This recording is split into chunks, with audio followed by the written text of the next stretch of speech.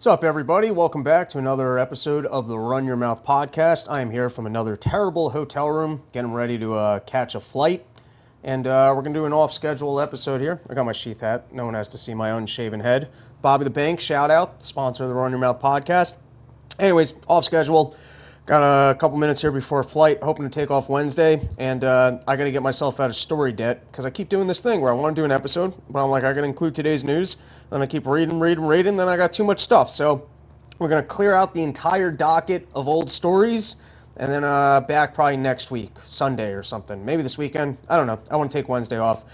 Anyways, the other thing is I don't know if there's like an overpacked bag rehab because I waste a lot of time in hotel rooms repacking bags. It's not a hobby I particularly like, but it's something I've dedicated a lifetime to, which is every night I'm in another hotel room.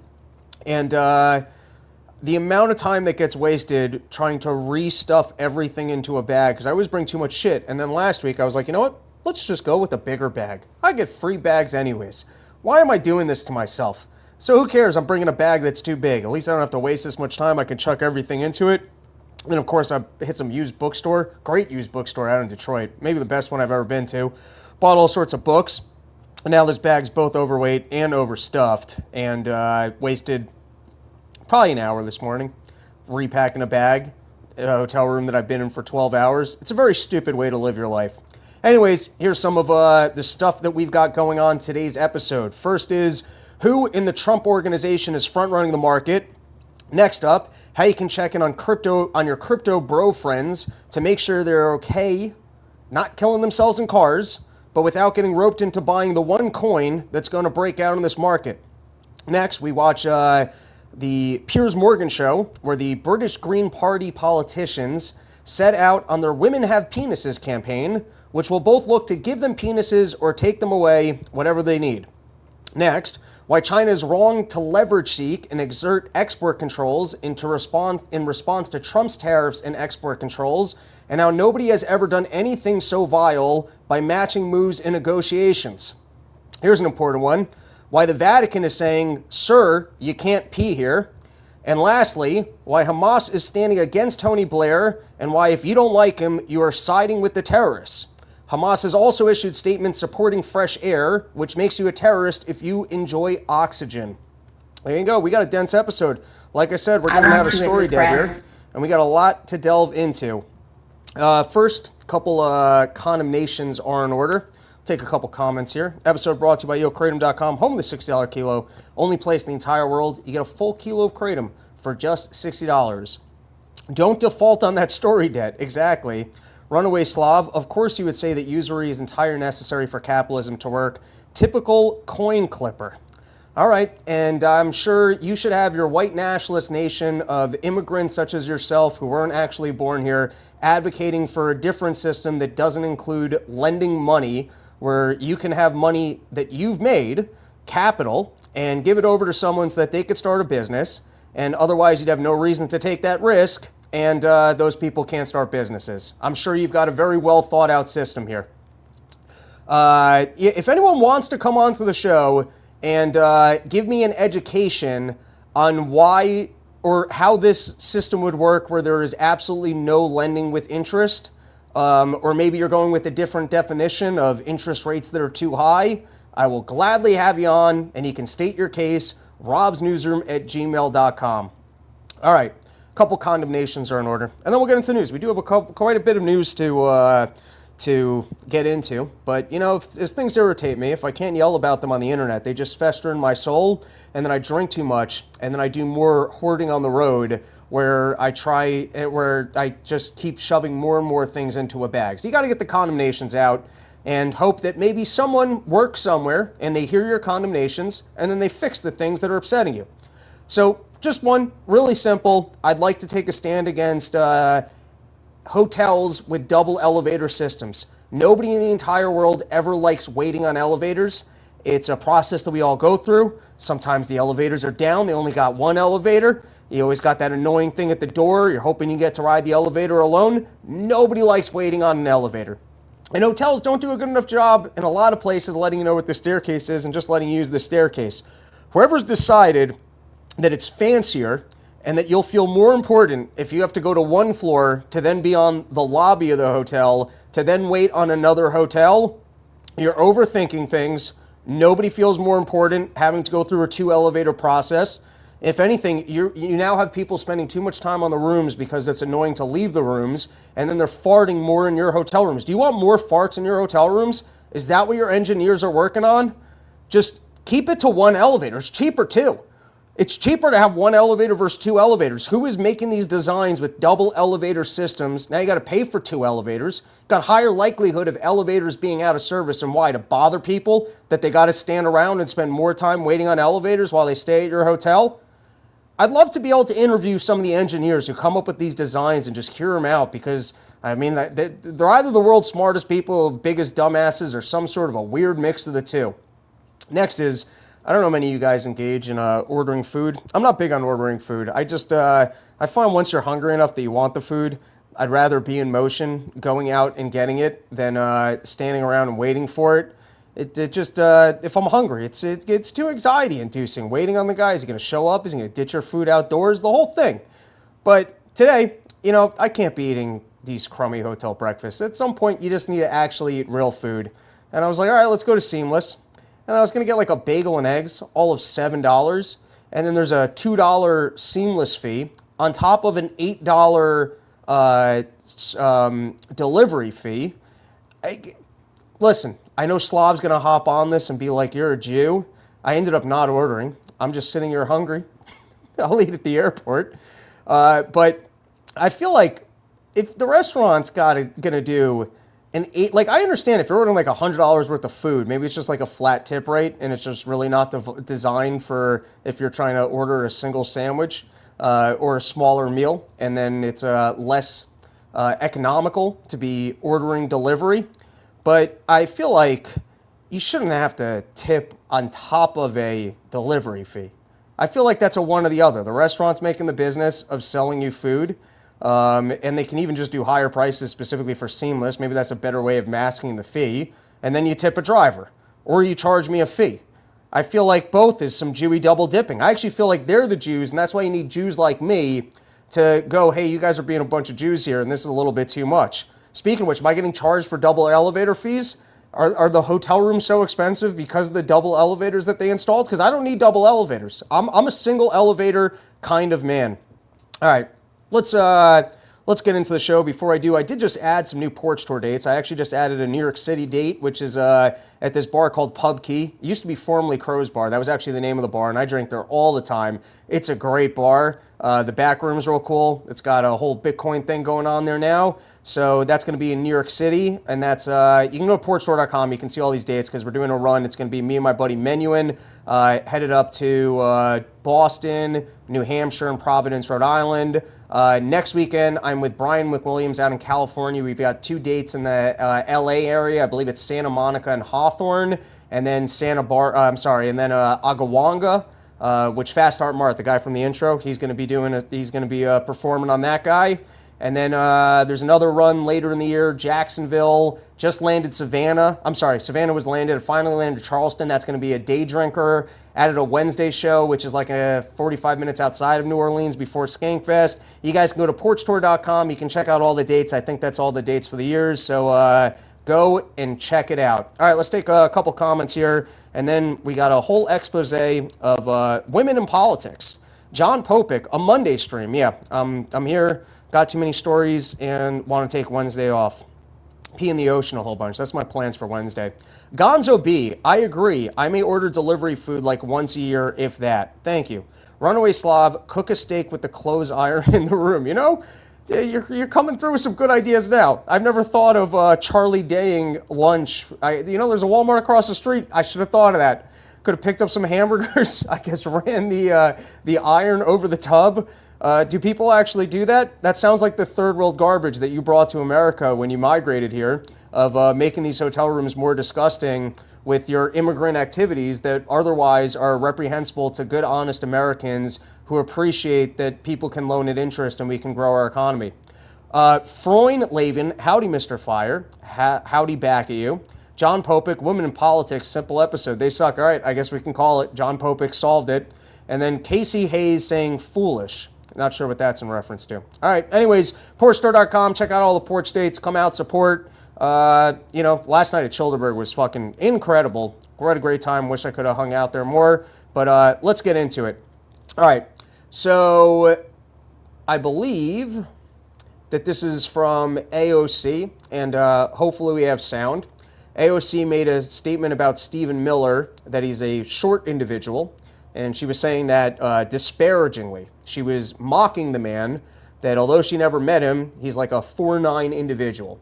And now, obviously, we believe in body shaming. We're going to do quite a bit of body shaming in this show. I'm, a lowly individual, and if you're going to be a public figure, that's why I like talking politics. You can be as mean as you want to politicians. They deserve it, including the body shaming, because, they're out there lording above us, stealing all of our money all the time, making policies that just keep us down, prop them up. So they deserve it, and they deserve the body shaming. So this is not my philosophy that you can't body shame people. It's AOC's philosophy. And so she got caught engaging in body shaming, which if you're going to be a nice liberal who wants to preach more socialism and stealing more of our money so the government can have more control while you're pretending like you're being nice about it, you can't engage in things like body shaming. And so here's her trying to justify the body shaming that she engaged in, and her response is so much more offensive to short people. I will talk on behalf of the shorts here and say that this response offends me more than her initial comments. Let's roll the clip.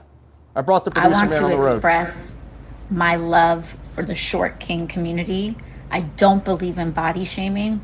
I am talking about how big or small someone is on the inside. Like, for example, I have no idea how tall Andrew Tate is. No idea at all.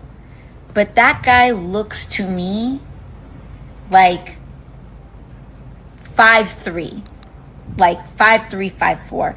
Whereas physically, men of smaller stature can come across, they are spiritually 6 foot. If you're a good dad, if you stand with women, if you're not. Do you guys get how much worse this is? That being short is such a vile character trait that to AOC, you can use it as a descriptor for a person's inner spirituality, that if somebody is acting in a way that you view as reprehensible, short is a good way to characterize them. It's like the way these kids, I think they call things so Ohio, and you're like, why is that the term for something being bad? And then you spend a little time in Ohio, and you're like, all right, I guess there's not a whole lot going on here. But to her, being short is such a vile characteristic that you can even apply it to tall people's bad behavior if you're looking for a good word, because some tall person is rotten to their core, they've stolen your money, they've made a scene at a restaurant. To AOC, the word that you should use to describe their behavior is short. That is what AOC thinks of short people. Let's continue. Belittling immigrants, you're like, 6'3", spiritually. I don't know. Am I being problematic? Yeah. I mean, I don't care. We can bash people for their looks all that they want, but if you're trying to be the nice person here and you're trying to walk back your comments of being demeaning towards short people and saying that being short is so vile, it's the best term that you can come up with for people's disgusting behavior, I don't think you're walking yourself out of the hole. But what's nice about this is just seeing how dumb some of these liberals are. And, Kamala Harris, she backed out of running for governor of California. I was doing a joke at one point that I thought she was a great candidate because who would be better at burning down the rest of the state? But, she backed out. I guess she figured she couldn't win, or maybe she's holding out for another presidential run. It's like Brewster's Millions. She's like, I can beat spending $1.4 billion and not becoming president. If I can just get my book out and explain how it's not me and it's actually everyone else's fault, I can still make a run at this thing. Are there odds on that? Like, is it like a producer scheme where she's going to run for president again and just see if she can waste even more money doing it and somehow there's profits in losing campaigns? Has anyone made that movie yet? Like a producer's type plot, but it's just Kamala Harris running for president again? But anyways, Kamala Harris backed out, and we will engage in some definite body shaming here. And in looking at who the Democrat bench is, who else are the studs that were right in line just behind Kamala Harris that maybe we had to be nervous about coming into power, winning elections, then maybe seeing them more on the national stage, we get this lovely person. Have you guys seen this video? I thought I queued up the video where she's yelling at her staffer to get the fuck out of her shot. She's sitting there. She just has that, you know what I call this lady? The where the hell is my Snickers lady. She's the walking embodiment of the I think you need a Snickers bar, where there's like an inner very thin, beautiful, tall lady. Not a short lady, not a vile lady, but a beautiful soul. And if she just readily can have a Snickers bar before you put on television, you will get that calm, beautiful, tall presence that is on the inside of the where the hell is my Snickers bar lady. And so as the Democrats, I got to pretend like they're the nice people. First, you got this lady yelling at staff going, why the hell are you in my shot? I'm sure you guys have seen these videos. Then she also had an incident. Apparently, her husband was making her mashed potatoes, didn't put enough butter and gravy in it, so she dumped it on her head. Anyone good at AI? Get the old James Brown song, The Mashed Potatoes. Get this lady singing it, dumping potatoes on people. And then you also had this interview where, of course, Democrats cannot field follow-up questions. And even just engaging and asking simple follow-up questions, if they haven't recently had their Snickers bar, will lead to a full-on mental breakdown. And this is important to watch just to keep your perspective about what the Democratic bench looks like of, potential candidates. And here we go. Let's roll the clip. Redistricting. What do you think of the governor's plan? I support the governor's plan. What do you say to the 40% of California voters who you'll need in order to win, who voted for Trump? How would I need them in order to win? So, well, unless you think you're going to get 60% of the vote. You think you'll get 60%? Everybody who did not vote for Trump will vote for you. That's what you're thinking. In a general election, yes. If it is me versus a Republican, I think that I will win the people who did not vote for Trump. What if it's you versus another Democrat? I don't intend that to be the case. So how do you not intend that to be the case? Are you going to ask them not to run? No, I'm saying I'm going to build the support. I have the support already in terms of name recognition. Mm-hmm. And so I'm going to do the very best I can to make sure that we get through this primary in a really strong position. But let me be clear with you. I represented Orange County. I represented a purple area. Mm-hmm. I have stood on my own 2 feet and won Republican votes before. That's not something every candidate in this race can say. If you're from a deep blue area, if you're from LA or you're from Oakland, you don't have an experience. But you just said you don't need those Trump voters. Well, you asked me if I needed them to win. So you don't think I feel like this is unnecessarily argumentative. What is your question? The question is the same thing I asked everybody, that this is being called the empowering voters to stop Trump's power grab. Every other candidate has answered this question. This is not argumentative. And I said I support it. So, and the question is, what do you say to the 40% of voters who voted for Trump? Oh, I'm happy to say that. It's the do you need them to win part that I don't understand. I'm happy to answer the question as you have it written, and I'll answer it. And we've also asked the other candidates, do you think you need any of those 40% of California voters to win? And you're saying, no, you don't. No, I'm saying I'm going to try to win every vote I can. And what I'm saying to you is that... Well, to those voters, okay, so you... I don't want to keep doing this. I'm going to call it. This wasn't that tough of a question for a mental breakdown. I look to represent all the constituents that are out in California, and I know that my policies will better serve them, and once they're further introduced to me, they will too back me, or whatever. It's really not that hard to spin a line. But like I said, lady, they got to feed her a Snickers before she gets on TV. You're not going to do the interview with us? Nope, not like this. I'm not. Not with 7 follow-ups to every single question you ask. How dare you, journalist, ask me follow-up questions? I am here for a fluff piece, and don't film me from the side. What are you trying to do? All right, we can listen to a couple more seconds of this, and I think you guys got the breakdown. I don't care. I don't care. I want to have a pleasant, positive conversation in which you ask me about every issue on this list. And if every question you're going to make up a... Didn't my staff tell you to ask these specific questions so that I can give my canned response? And I already yelled at them not to be in the shot if I was messing up the response. So you do your job, which is engage in propaganda, and ask me the pre-approved questions, and then don't ask any follow-up questions because I don't know the answers, and that's going to make me look like a fat idiot. And I otherwise wouldn't look that way, and so you're being mean by asking me follow-up questions. Follow-up question, then we're never going to get there. Ms. And Porter, we're just going to circle around. I am an investigative I have never reporter. had to do this before, ever. You've never had to. And it's always, this is the classic. This is what they did with the vaccine. If you're not getting this, it's because you're a crazy individual. Nobody else on earth didn't get the vaccine. I do interviews all the time. No one else asks me follow-up questions. Everyone else engages in the pre-approved propaganda that I came here for. Have a conversation with to end the an reporter. interview. Okay, but every other candidate has done this. All right. Well, in terms of stupidity, you also have Pam Bondi. I didn't watch that much of it just because I can't. I've already said it's bizarre to me to be watching these things and rooting for the Democrats that I absolutely despise. It's like this is my WWF, and I can't handle the heel turn of Republicans and the way that they're being dishonest. And I can't be sitting there rooting for Democrats. So I made the comment earlier that she basically just went out there with the strategy of, no, I'm not. That's you. You're the one who's doing that. You're the guy. That's you. You guys are the meanies. We're not the meanies. We care more about justice. You don't care about justice. I know you are, but what am I? But apparently, this lady's so stupid that she had to actually put these comebacks in writing. And I noticed it. I did notice from the little that I watched that she was referencing her piece of paper and not saying anything that sharp. And I'm like, did you write that down? But here you have it right in front of you. You guys are actually watching the episode. You can see that she had her notes there with some of these simple lines. And firstly, I just love her. I don't know. We engage in body shaming here, as I said. And I love that she's got this permanent expression of like, no, I'm not that mad. My face is just stuck this way. I over Botoxed it. Actually, the Botox stopped working, so this is now formaldehyde, which is why I look 26 in some lighting and 97-year-old vampire in other lighting.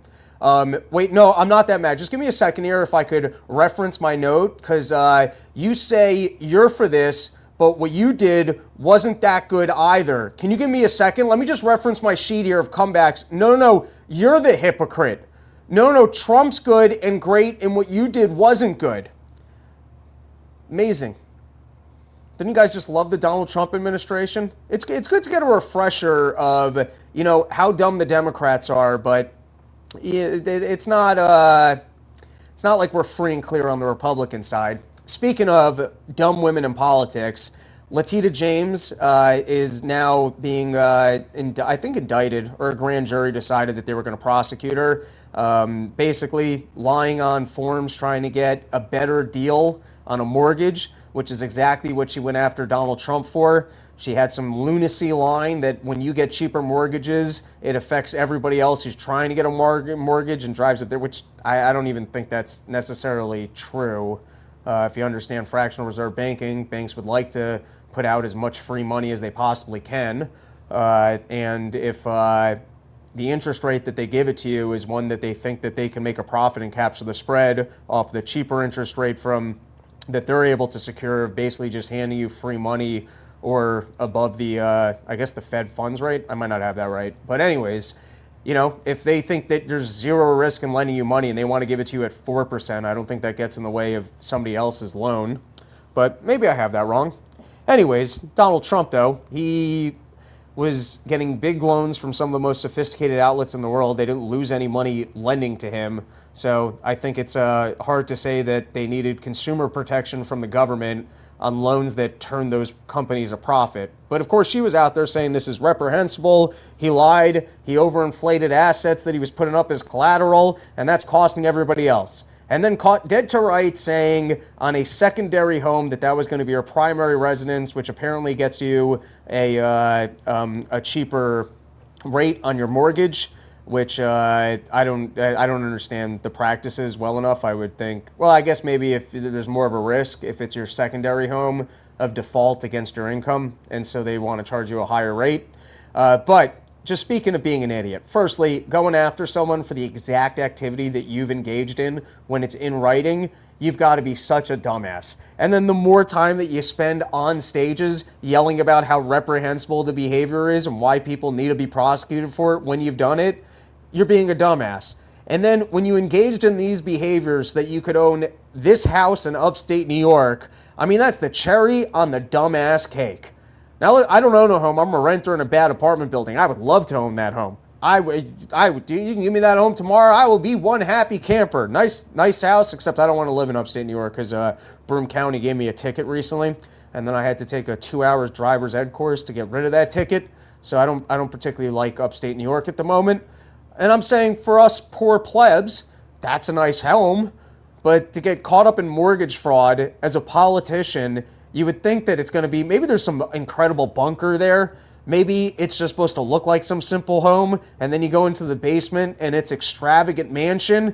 Like at least Donald Trump, when he was taking on those mortgages, it was for giant high-rises and beautiful buildings. But to engage in mortgage fraud and get busted on it so that you could own this piece of shit of a secondary house, talk about being a dumbass. All right, but you guys want to make smart decisions. That's why you guys listen to the Run Your Mouth podcast, which is why I would like to recommend to you polygraph.net, which if you are doing any internet marketing in any capacity, your people, they're wasting your money, putting up ads and getting you all sorts of bot traffic, which not only wastes your money as you're paying for clicks, you're paying for leads, it also wastes your efforts because you don't get good analytics about whether or not your campaigns are driving traffic, because a lot of that traffic can be a bunch of horse shit. You got some marketer going, look, we created the greatest advertising of all time. And they're like, holy shit, look at all these leads. And then you don't actually close any of those leads. You don't figure it out till a year later. And you're like, my God, that was nothing but bots. And so if you want to make wise decisions, you want to make sure that you're being a good steward of your money or your company's money as you engage in online marketing, you got to go to polygraph.net and they can run a study for you. They do free audits, I believe, and let you know how much the traffic you got coming in is stupid bot nonsense. All right, let's take a couple comments and move on to our next story. Nomencor, she bought her copy of The Art of the Deal on Timo. Yeah, that's great. Algorithm, rah-rah Rodum party, let's have a scrotum party. You know, I love your commitment to docking. Jimmy's fed up. Wait, how does she know how the reporter's question is written? Because I'm assuming that her team gave her pre-approved questions. Algorithm, Robbie has perky nipples. I don't know that to be true, but hey, whatever turns you on. Whatever gets you excited. Anyone else having issues with the latest members only pod on Part of the Problem? You're in the wrong place for complaints about that show. All right, let's continue. Let's move on to our next topic here, which is another excellent reminder as we get a little annoyed with the Republicans, as we get a little bit annoyed with the Pam Bondis, the Kash Patels, the brushing of the Epstein under the rug, the Donald Trump and whoever in his organization's front-running markets and saying we're never trading with China again, and then 2 days later going, I didn't mean it, I love China. We're both going to get along so good. No one likes China more than me. So you have, it's amazing the favorable treatment that the illegal immigrants that came in under the Biden administration received. So that they could come to New York City, break into our cars, steal our passports, take our bags. I don't know that it was an illegal immigrant. That is bigotry. But you know what's not bigotry? It's saying that the government is not doing a good job of the roles that it's supposed to do. And so they're letting criminals run amok. And sometimes, while government's shaking us down, patting our dicks in the airport, and running us through all sorts of shenanigans, having to pay taxes, this, that, and the next thing, they seem to have a favorite class of individuals that they like to look the other way. And in the Biden administration, it was illegal immigrants. And we're starting to see some of those roosters come back to hen. And, you know, you got the problem with some of these truck drivers who are given licenses who don't know how to drive trucks. And this was a story in the New York Post of a person, an illegal immigrant, given identification from the city of New York. And the identification included, in writing, no name given. I believe that was a first name. First name was no name given. Last name shouldn't be in the country. And, you know, it's just good to remember the dumb liberal policies as we have to deal with the horrors of Donald Trump's administration and remember how much worse it could be. And then you just got to scratch your head and like, why am I always getting a hard time from cops? Why am I getting speeding tickets and this bullshit? And then illegals are coming into the country and be handing IDs that include that you can just say no name given. Then what's the point of the identification at that point? It's quite a lunacy system. And then here's another just fun one of the liberals being a bunch of idiots. This was from Zero Hedge. There was a Canadian network that was doing a reporting on this special ops team that was doing training for the Ukrainian military. And then, of course, in post, they had to blur out the guy's arm because it includes swastikas on it, which obviously you don't want to broadcast to the world that the people that were trying to fund and arm in a fight are, neo-Nazis. That's not particularly helpful to the narrative. And then speaking of fake news and taking people like me off the internet, giving us strikes and whatnot, you have mainstream media. They couldn't even figure out filming him. It was like in post, they sat there and they're like, shit, we're not supposed to be showing these swastikas. Here's a good one from Ted Cruz. I don't know enough of the details, but I like the spirit of this, that he's trying to make a new law that makes it easier to go after the United States government if the United States government influenced efforts to censor your content online. You know what? I'm going to skip this one for another episode, but it's about a professor who autisticed her way into being a lesbian. But I feel like we engaged in enough misogyny for one episode, so we'll come back to that one for another one. Rob, look at it to Happy. No name given. He was a truck driver who killed a man in a bar near me. Look it to. Oh, that guy had killed someone? It was, you might be right. Ted, Israel is my only concern, Cruz. Well, on this topic, if he's specifically trying to make it easier for you to be able to not get censored and sue the government if you were, I don't disagree with you that Ted Cruz does support Israel and makes dumb statements about Iran sitting down with Tucker Carlson. But I do think that with the TikTok purchase and other stuff, the Israel topic will probably be seeing more of the censorship effort. So I don't know that this was particularly a pro-Israel move. All right, then you had, over this past weekend, Donald Trump. Busy weekends for a politician.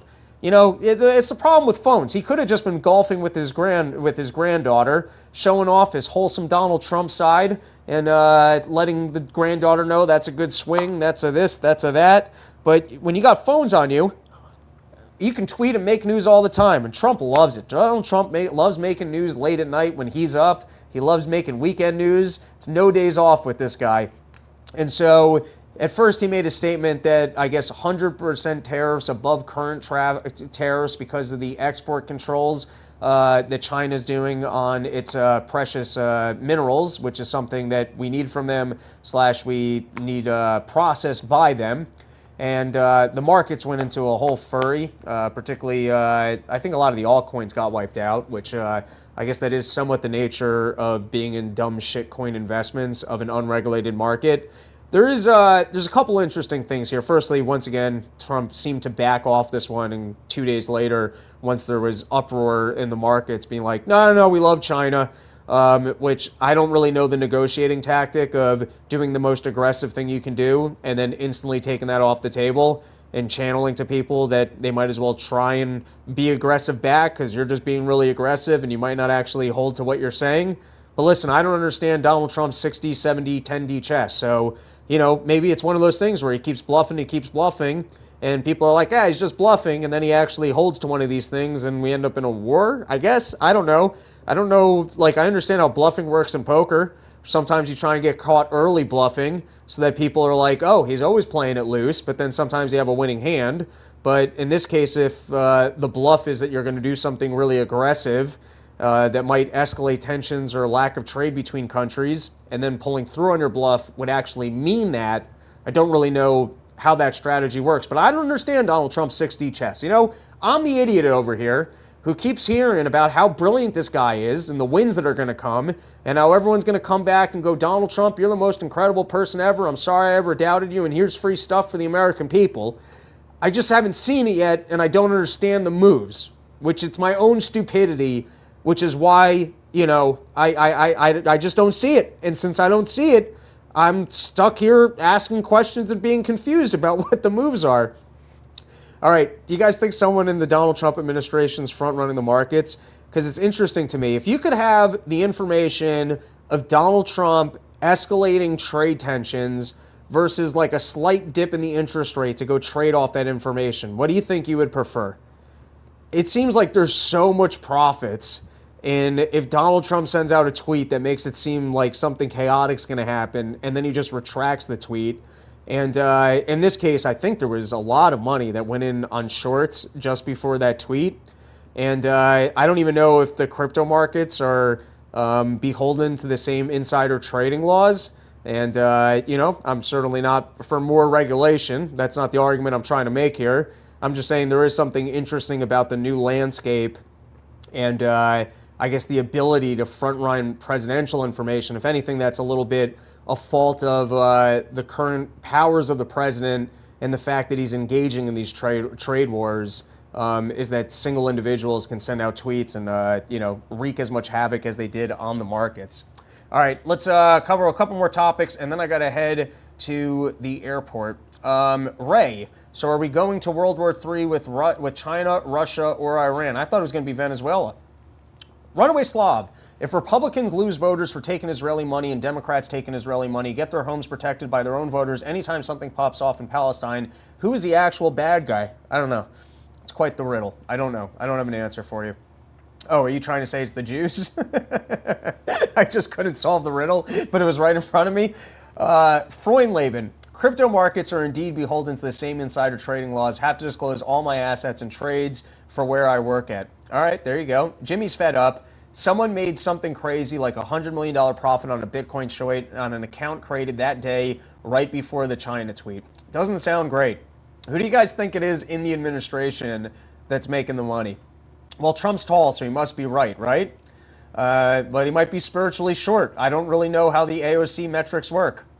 All right, I already plugged that. Let's plug Sheath, and then let's do our last run of topics, which is going to be two randoms and a little bit about the situation out in Gaza. Guys, I've been a long-time shouter-outer of sheathunderwear.com.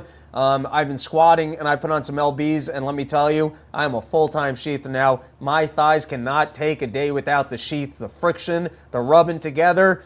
I got to order some more, because sometimes when you get to the end of your sheath stats, you've been on the road, and you thought you filled up your bag with everything, you find out all you're left with is your shitty old Fruit of the Looms. You got to be wearing Sheath. If you haven't upgraded your game yet, sheath.com, use promo code RYM, get 20% off the greatest underwear that's ever graced the balls of man. I promise you, not only the most comfortable underwear you'll ever own, they're high quality. I still have my original pairs, and if you got fat thighs because you're hitting the gym, you're doing some squats, believe me, you don't want those thighs rubbing together. You don't want greasy thighs. There's a better way, and all you got to do is go to sheath.com, use promo code RYM, and get yourself 20% off. So this was reported from the New York Post. Gazans join Israel in chanting Trump's name over ceasefire, Nobel Prize to Trump. And it is nice that the one thing, this could be what creates peace in the Middle East, is that both the Gazans and Israelis get together in their love for Trump, and then it expands to a full peace. Could happen. The love for Trump runs deep, especially when you see the 6D plans come true. Firstly, I just find the Nobel Peace Prize to be, it's like hilarious to be as successful as Trump and chasing one more medal. I get it. It's fun. It's a fun little notch of badges. If you're out there and you're in the Boy Scouts and you want your badges, successful businessman, successful television person, becomes president of the United States of America, and you're like, all right, what other badges can I get? And the Nobel Peace Prize is up there. On the same note, not getting it, who really gives a shit? Just go make the fucking Trump Peace Prize and just give yourself a medal. Call the new wing, and you can display it in that new wing that you put up that's being paid for by YouTube. Or the Trump Prize for tariffs and grifting in business. Just make your own award. Just who gives a shit on this? I had a bit that I wanted to do years ago. I still should do this. If anyone wants to give me sponsor money so I could go pull this one off, I was going to create an award show, totally fake award show, called the East Village Comedy Awards. And I was just going to give awards to my friends, so earlier in comedy we could all have credits, like Best Up-and-Coming Comic from the East Village Comedy Awards. I could be the commissioner of the East Village Comedy Awards. It sounds very official. Create a website, you have an award ceremony, put out a red carpet, everyone can wear tuxedos, and then BK Chris, Menuhin, Chris Warren, Kyle Ruff, Eric, all the guys that bring out on Porch Store. I can give them awards for their honorary service to the comedy community and integrity in comedy. You can grade all awards, and then all of a sudden people can have some credits. I'm just saying, I don't know enough about the Nobel Peace Prize, but it's funny to be as accomplished as Donald Trump and just pushing for that one other thing. You can't have Obama one-upping you and getting a prize that you didn't have. And here you've got Netanyahu. Maybe this is even a fake AI image and I got suckered, but they gave him a dove, which Trump got back. Can you believe they gave me this piece of shit? Looks like Tweety Bird. This isn't a dove. I'll show you a dove. I'll show you a dove like you've never seen. I make the best doves. Doves are supposed to be white. What? This is not even real gold. The Jews, they're supposed to have gold. They can't even give me real gold. But they gave him the I guess an honorary peace prize for not getting the Nobel Peace Prize. And I just want to play these two videos and then I'll comment. Listen, I guess if he moves forward with peace in Gaza, it certainly is better than the situation that we previously had. I don't think you're going to end up with a perfect situation over there. Better academics than myself can tell you, how these people can get better, get along, who's at fault, and 2-state solutions, 3-state solutions, 9-state solutions, send them here, send them there. I don't know. Listen, this certainly seems better. And I guess we can all just hope that it goes in the right direction. I don't know what more to say about it. But there's just two things I want to call into focus. I don't like when people lie to me. And I particularly don't like it in the media landscape because sometimes it takes a lot to debunk, the lies that are being told. And sometimes you just know that the things aren't true. And so one of the things that stood out to me at the beginning of the war, and I did call it earlier that once you were seeing the horrible footage of what was going on there, Israel was going to lose public support, and that I didn't think this was a good long-term strategy for the security of Israel or the Jewish people at large to be engaging in such activities. But one of the big arguments was, Hamas is in these homes, and so we warn these residents, and that's why they're demolishing their homes. I remember that. That was at the beginning of the war, and I was like, I don't think that's a good enough reason to demolish someone's home. You live somewhere, and you get a note, hey, you got to vacate your house. They're not telling you where you got to go.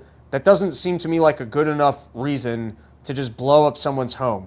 But have you guys even, are they even still standing by that as all of these homes were destroyed? That the reason why these homes were destroyed was because, all the tunnels are still there. I think Hamas still has as many fighters as they started with. So, I mean, what is now the excuse for all of the infrastructure that was destroyed there other than to make life harder for the civilians that live out there?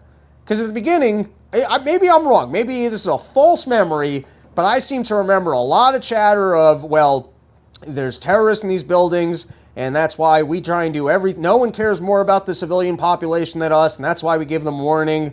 But did that just get dropped? Are we just, are we just letting that one slide? And then the other one is, I guess it still remains to be determined how many innocent civilians were killed in Gaza. There certainly were numbers floated at different times during what was going on over there. And you were always hearing, the health ministry likes to inflate these numbers and they're never accurate.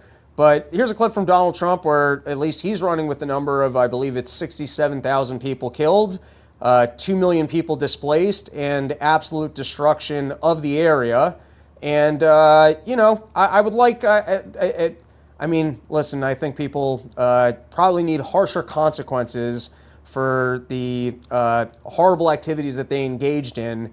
But for all the people that argued and pretended like these were all justified activities, the numbers were overinflated, or these homes were just destroyed because they were Hamas assets and the people were given fair warning, have we just, are we all just letting them off the hook on that? We're done with those storylines? They were never true?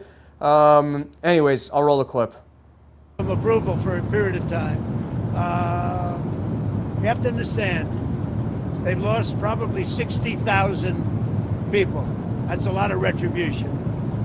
They've lost 60,000 people, and the ones that are living right now were, in many cases, very young when this all started.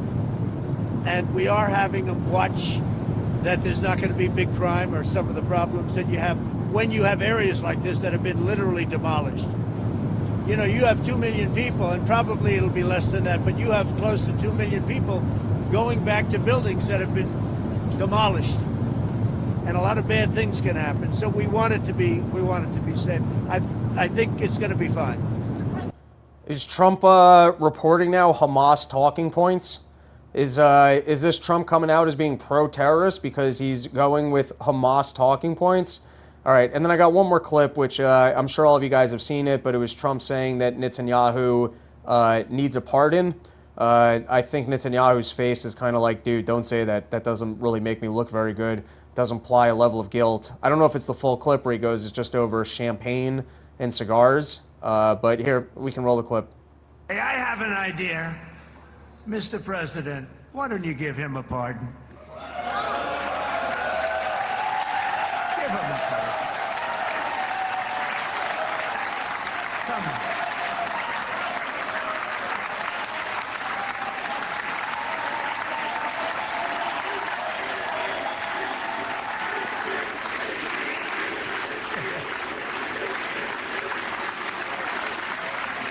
By the way, that was not in the speech, as you probably know.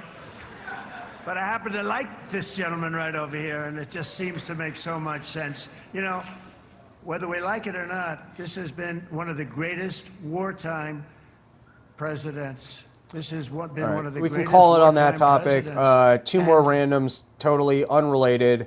But first is, I got this from Twitter account AF Post that was showing the live stream on Barry Weiss's first episode with CBS News that had 145 people watching it live.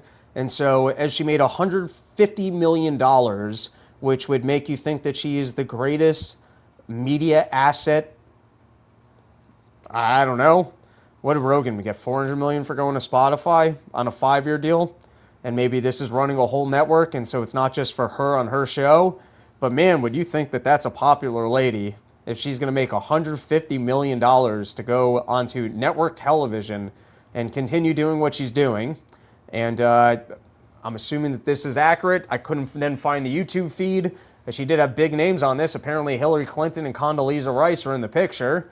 But, you know, as people were talking about the censorship of Donald Trump, which I did not approve of what happened with Jimmy Kimmel, let's not forget how much socialism still exists in the system, that these people are making the paychecks that they are so that they can continue to pretend to us like these people are important or that they have large audiences or that people care about what they have to say. They distort the money signal because money is a bit of an indicator of how much people are worth or how much people actually like them. And so if you give someone enough money, everyone's like, oh shit, it's like a fake line outside of a club. You're like, wow, this must be a great place. This person must be really well liked and have a lot to say. But I guess internet numbers or maybe this fake Twitter account that I'm being suckered by. And then here's the last one. I didn't have any thoughts about Bad Bunny playing the Super Bowl. I don't know who Bad Bunny is. I'm an old man. I'm an old bald man staying in Holiday Inn Expresses by the airport. I don't know of such things as Bad Bunnies. And also, the last 4 Super Bowls, I watched the first half in an airport bar, or maybe a quarter of the game, and then got on a flight back from a gig. So, doesn't really affect my life who is playing at the Super Bowl. And then, I guess there's an argument to be made that there's an international market. Bad Bunny's a big name. Maybe it brings in new eyes, or like the halftime game is specific for all the people who almost don't even watch the game, and so it makes it more of the cultural spectacle of that everyone's tuning in for the halftime show. And I still can't believe, I think at this point they're too old, but the fact that AC/DC never did the halftime show, or dig up who's left of Leonard Skinner, who's still pretending that they're Leonard Skinner. I could go for that too. There's a lot of ones out there. I preferred when the classic rock guys were in their run. They had the Stones on, they had the Who on, they had a couple of those guys on. But anyways, apparently Turning Point USA is putting on its own halftime show, which is going to include Kid Rock and Ted Nugent. I don't know most of the other names on this list. I do know Aaron Lewis. I remember Stained as a kid. They were a fun band. But that would be awesome if just enough people, because at the end of the day, it's like, give something to your core market of people. Your core market of dudes who just want to watch a football game and don't want to, whatever this Bad Bunny shenanigans is of cross-dressing. Like, Why do you gotta shove this down our throats? There was enough hack jokes or people that were upset about when all of a sudden the NFL's like talking about has everyone wearing pink out there for breast cancer, and it's like, I don't know, do prostate cancer. We're trying to come over here, you know? Like, tits are important. Not that we don't care about tits. It just seems like, well, why do we got to be feminist and women causes? Listen, I'm all for tits and healthy tits. I understand why men would be into that, but you got the guys wearing pink, and it's the same thing. It's like, why does the NFL got to go all inclusive? So anyways, hopefully Kid Rock puts on an awesome show, and hopefully it steals a whole bunch of ratings from the NFL, and maybe they don't shove more horse shit down people's throats. I won't be watching the game. That is our episode. Oh, that flyer's fake. There you go. I was suckered. You know, that's what's fun about being live, is that people can let me know that I'm being suckered. I might have been suckered on the last one. Probably suckered on some more. But there you go. I've suckered on this one. Fake flyer. I got excited. I'm not even a huge Kid Rock fan, but I was more excited for Ted Nugent. I was like, Ted Nugent in an alternative halftime show? That sounds fucking awesome. All right, here we can take a couple comments. That's our episode. Everybody, please go to porchtour.com. I'm working hard. I'm traveling these United States of America. Would like to step up my hotel game. So go to porchtour.com. Got a lot of porches coming up. Hopefully film some material at the end of the year. Put out like a half hour or something like that. And we can take some comments here. Adam Choi going, Prince was the best halftime show. You know, it's crazy, and I don't know how this is possible, but I did not know of Prince before that halftime show, and he did rock. Adam Choi, Tedeschi Trucks Band. That would fucking roll. Oh, you'll appreciate this. I don't know why, but when...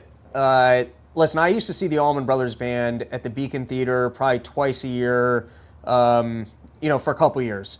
And they were incredible. And I'm a big fan of jam bands. I don't know why I don't love Warren Haynes, and I don't love Government Mule. All right, he's phenomenal. I'm just, it doesn't grab me. The other week, I recommend this to everybody because I watched the Brothers Band when they played at Madison Square Garden. I didn't go, but I watched the footage, and I was like, this isn't really clicking. But then I watched Warren Haynes play in the Tedeschi Trucks Band, and they were playing those old Allman Brothers Band songs. And oh my God, was that incredible. Like, just, I mean, Warren Haynes, when he's playing with Derek Trucks, it is magic.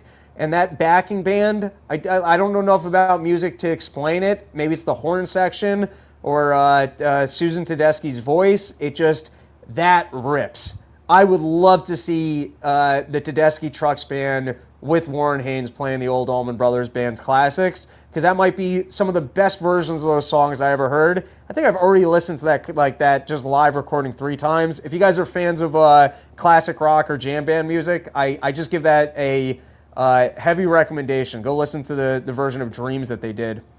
Adam Choi, do a porch tour halftime. I'm not exactly opposed to the idea, but I don't really think live streaming during the Bad Bunny is going to give me a lot of views, or that I will have a lot to say. Extended Delta, everyone is pro tits. We don't need to see a bunch of black dudes wrestling each other in pink to show that. Yeah, all right, that's fair enough.